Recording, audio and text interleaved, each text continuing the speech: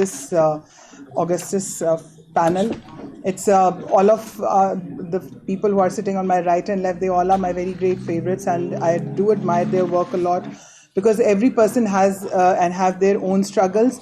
But in whole, I think globally, we all are celebrating, like everyone is saying that we are celebrating the women violence, like Activism Day, which I don't understand why we are saying that we are celebrating it. Is there anything to celebrate? No, I wish we could do one day when it comes that we say that, okay, let's, talk something else. We have got a success. When we talk about, I'm so sorry, it's something I don't want to say anything written. I'm not talking on behalf of like any, whatever I'm today sharing, that's my personal feeling, personal experience. And I think that is the most important thing which can bring more clarity to the subject.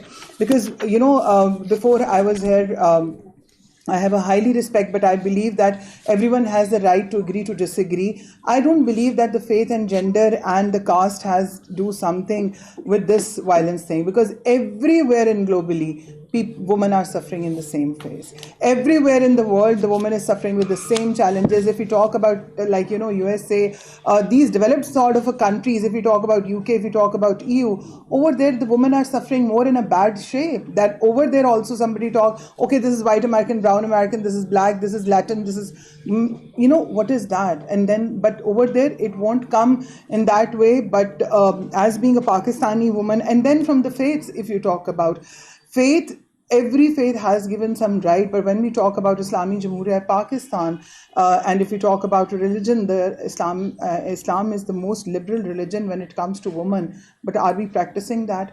Are those people who need to guide our children, are they doing that? And the most important thing, I believe, legislation is there.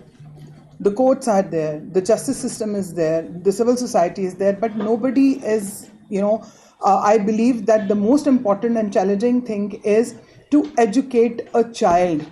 Because if you're going to educate a child, then that child will become more stronger, because they know the right. Has anybody told someone that, when you go to get the case fired up, like you have to follow these rules? Like you should not take shower, you should not go, you need to go straight away. And when that girl or child go to the police station, the way they came out from that harassment to another harassment, who's responsible for that? That is another big challenge. And then afterwards, when court has given their decision that, okay, this thing has been done, but what that afterwards, the impact, that girl, that woman, they are unable to survive in the society. And if a woman took some sort of decision that, okay, I've done it, like maybe I would love to quote my example, and I'm proudly that I stand for myself, but how the society took it. Every time you have to, and I'm sorry to say, this is not only a gender violence only. There are the types of the violences. There are the types of the abuse. Every day we suffer. Every day it's going to be, either someone is body shaming you, someone is talking, oh, she's single, okay, this is, every time you're facing, what is that? So I think more important, the society needs to groom up. The law is there, the implementation is there, but as a society, are we responsible? We need to, I think moreover important is that. And then if you want a strong mother and you want this society to be free from violence, you need to invest on your children. I don't believe the youth is the future. I don't agree with that, because I believe youth is present. Your future is children. We need to invest in them. And as we talk, and when we talk about the children, I'm not saying that only the systemized school. I'm talking about the public school systems, because the children, they don't have the right, like they don't have that exposure. And in the societies, when we talk about, I'm glad that Madam Rifat has very clearly mentioned about the data which they have shared. But we need to have the research that after that, the cases which has been reported, what happened to those girls and the women, those adolescents?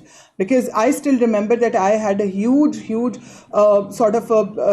went against the system. There was a 16 years old girl who was being gang raped, and I took all the stand for her. But when it time to get the things done, her mother and parents, they got back off. They said, no, she's pregnant, what we can do?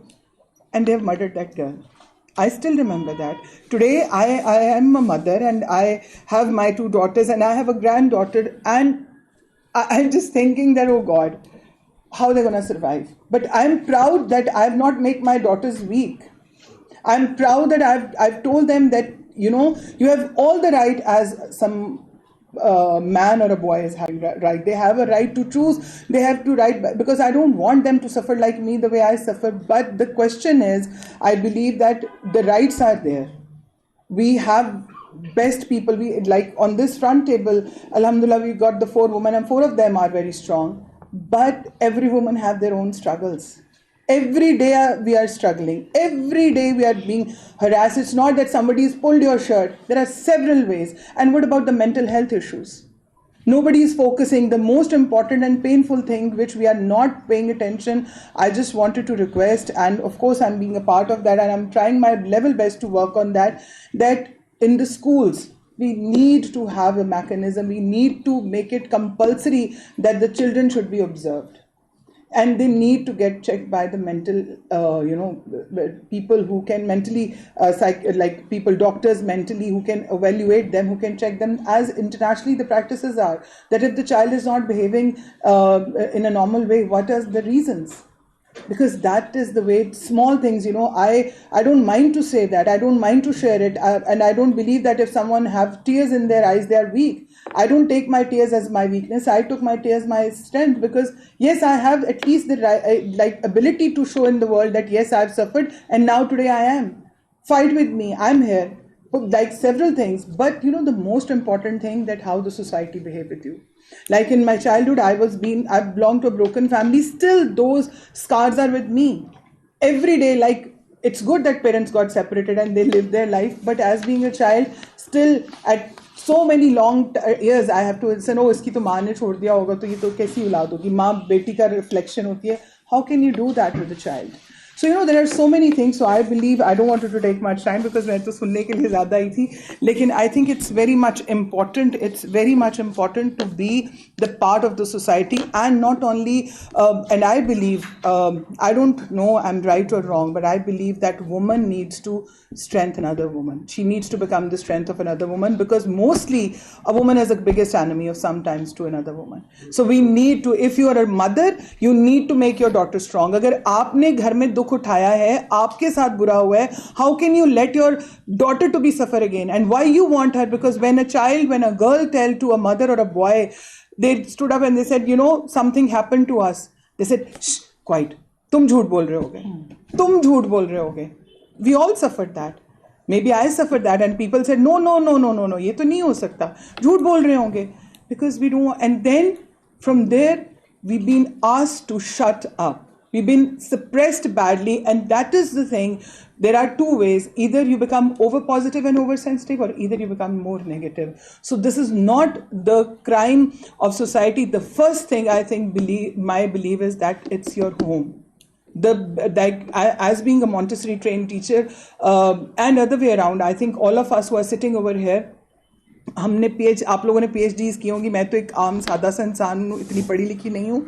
लेकिन you know, the first lesson from the Montessori class, we all remember still. No matter you guys have done PhDs or what, when you walk in your class, still you remember that the KG teacher or the nursery teacher, how she holds, and still we remember, it was the fantasy to hold like a mother, her, dupatta and something, that, okay, teacher is there.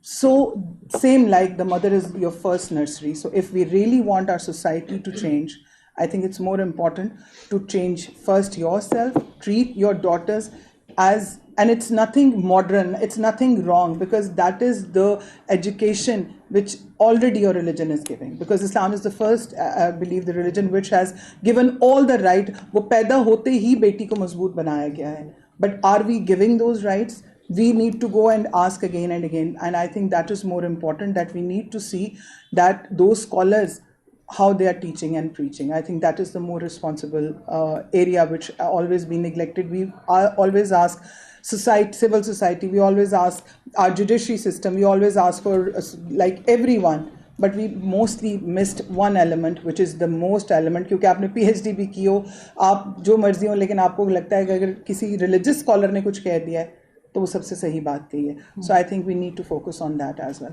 تھینک یو. Sorry guys. Thank you so much for highlighting all these